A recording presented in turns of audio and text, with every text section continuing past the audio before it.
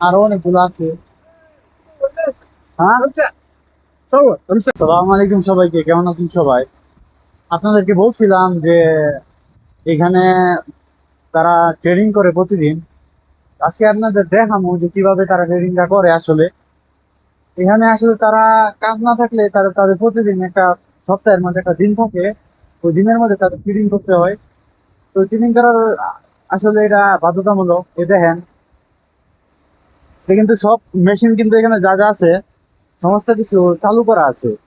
আর এটা দেখেন, এটা দিয়া মেশিনটা উপরে তুলছে, পরে তুলে আবার নামায় দিছে।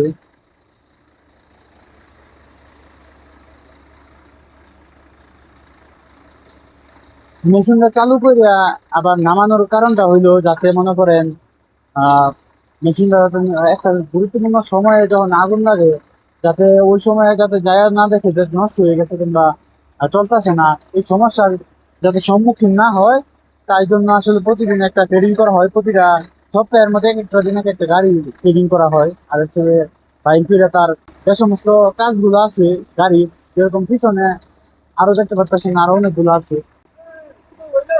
হ্যাঁ, আমি যে ভিডিওটা করছি এখানে আপনাদেরকে দেখাইলাম যে কিভাবে ট্রেডিং করে।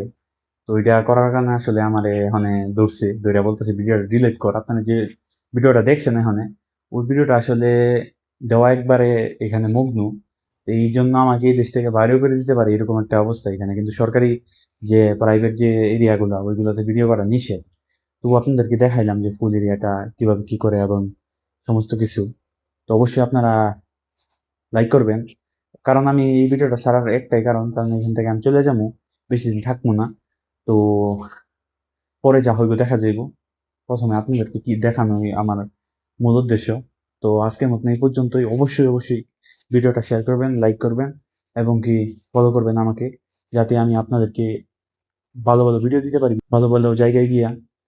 তো আজকের মতন এই পর্যন্তই। আসসালামু আলাইকুম।